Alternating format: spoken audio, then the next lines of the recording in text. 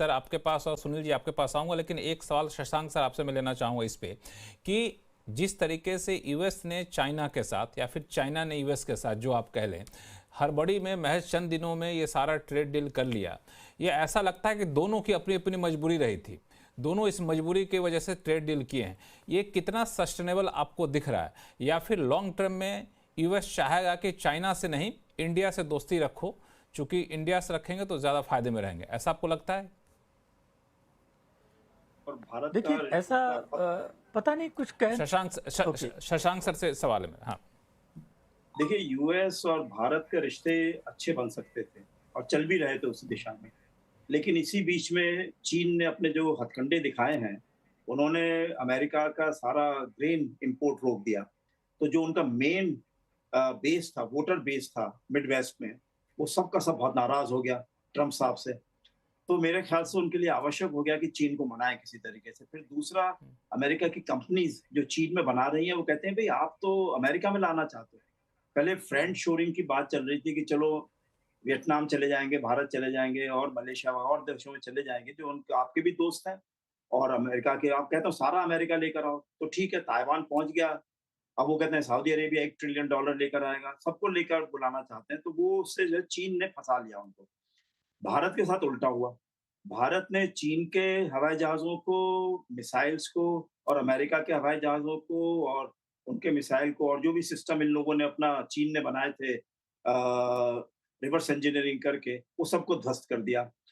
अब दोनों को लग रहा है मिलकर कि भई ये तो एक नया प्लेयर और निकलता उभरना शुरू हो गया, इसको दबाओ। तो मेरे ख्याल से एक नया चीज़ चल पड़ा है कि भारत और पाकिस्तान को पैरिटी रखी जाए, भारत को चीन के साथ में नहीं मिलाया जाए। तो एक प्रकार से जो ट्रम्प साहब का अभी तक की पॉलिसी थी कि भारत को खड़ा किया जाए चीन के खिलाफ, और क्वाड वगैरह ये सब चीज़ें चल रही थी। अचानक ही उनको लगा कि हमारा तो पूरा जो भी हमारी बड़ी-बड़ी कंपनीज़ हैं, वो बहुत नुकसान करने वाली हैं डिफेंस डील्स में, क्योंकि ये भारत एक कम कीमत का और अच्छी क्वालिटी का माल सारे अफ्रीका के देश और एशिया के देश, तो खाली फिलीपींस और वियतनाम ही नहीं बल्कि और देश भी सब अब सीधे-सीधे भारत के पास जाएँगे। मैं कहता हूँ कि ये जो मसला हुआ है पाकिस्तान के साथ में भारत का 3 दिन की उससे चीन को और अमेरिका को इतना धक्का लगा है कि वो जल्दी से उन्होंने जो है आपस में मिल-जुल कर काम करने का कोशिश करी है। इसका कोई, मैं समझता हूँ, औचित्य नहीं है। कुछ दिनों बाद उनको फिर से जो है एक दूसरे के साथ में एडवर्सरियल रिलेशन पे आना पड़ेगा, और भारत के साथ में अमेरिका को रिश्ते बढ़ाने ही पड़ेंगे। हमको थोड़ा समय चाहिए, और हमको जो है उनको बहुत ज़्यादा, हमारे बहुत लोग नाराज़ हो रहे हैं।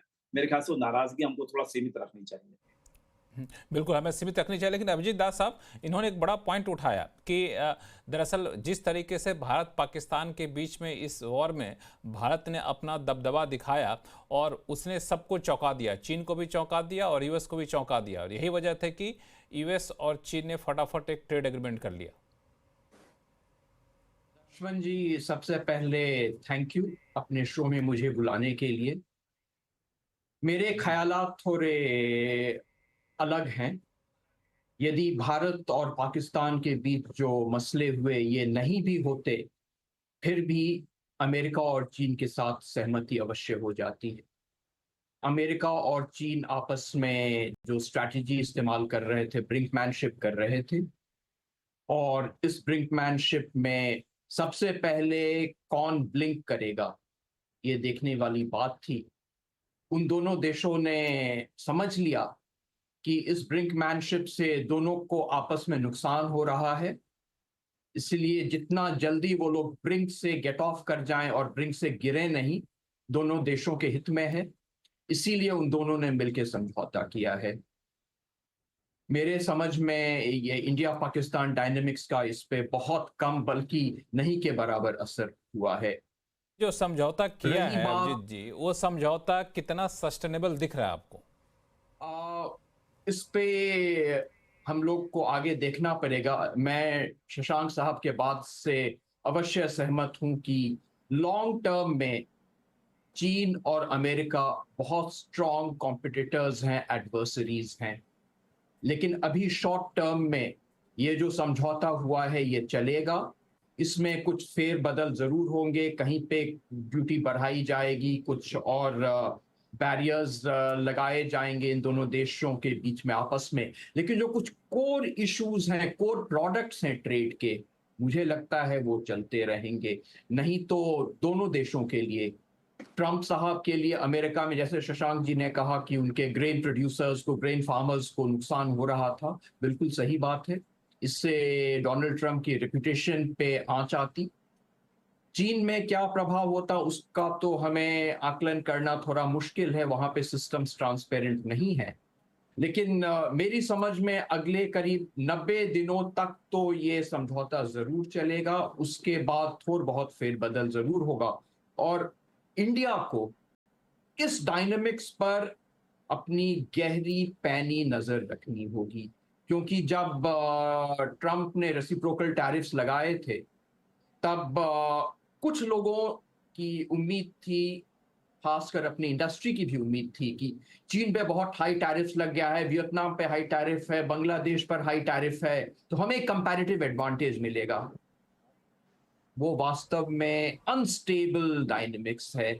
किस देश के खिलाफ अमेरिका कितना टैरिफ लगाएगा ये कहना बहुत मुश्किल है, और यहाँ पर हमारे निगोशिएटर्स को सचेत रहना होगा, और मैं अब समझता हूं कि वो सचेत होंगे ही, कि हमें जल्दबाजी में कुछ कंसेशन नहीं दे देनी चाहिए अमेरिका को, इस उम्मीद में कि हमारे खिलाफ अमेरिका टैरिफ कम करेगा। हम लोग कंसेशंस दे देंगे, हमारे खिलाफ टैरिफ कम करेगा, लेकिन जो हमारे कॉम्पिटिटर्स हैं उनके खिलाफ यदि अमेरिका ने टैरिफ्स और कम कर दिए, फिर हम कहाँ रहेंगे? हम लोगों ने कंसेशंस दे दिया, लेकिन मार्केट एक्सेस गेन्स कुछ नहीं होगा हमारे लिए। इसीलिए मेरे समझ में हम लोगों को अमेरिका के साथ अभी बहुत सोच समझ कर एंगेज करना चाहिए। जरूर करना चाहिए, कंस्ट्रक्टिवली करना चाहिए, लेकिन कंसेशंस बहुत जल्दबाजी में नहीं देना चाहिए। नहीं, लेकिन यूएस तो बोलेगा ना हमारे नेगोशिएटर को कि देखो यूके ने हमसे कितना कंसेशन, हमने कम दिया, यूके ने हमें ज़्यादा दिया है। यूके और यूएस के डील को देखें तो यूएस का कंसेशन बहुत कम है यूके को, जबकि यूके ने ज़्यादा दे दिया।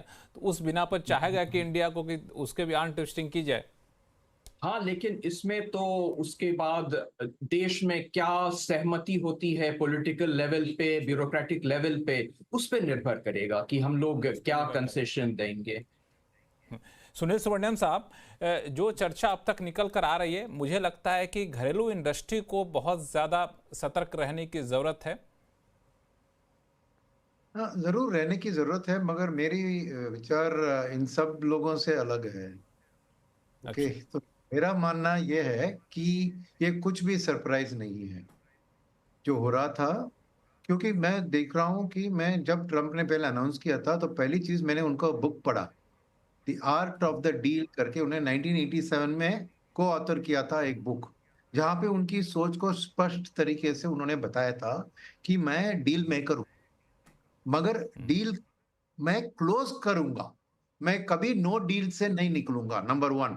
नंबर टू, मगर मेरे हिस्से में वो डील को लाने के लिए मैं एक रिडिकुलस डिमांड को पहले पेश करूंगा, ताकि वो लोग भी सतर्क हो जाए, और जब नेगोशिएशन टेबल पे आए जो भी मुझे मिले वो एक विन विन तरीके से होगा। ये उनका स्ट्रेटजी 1987 से चल रहा है, नंबर वन चीज। नंबर टू, मैंने पहले भी कहा आपके शो में कि ट्रंप प्रेसिडेंट ऑफ अमेरिका कम है, chief business officer of America ज्यादा है।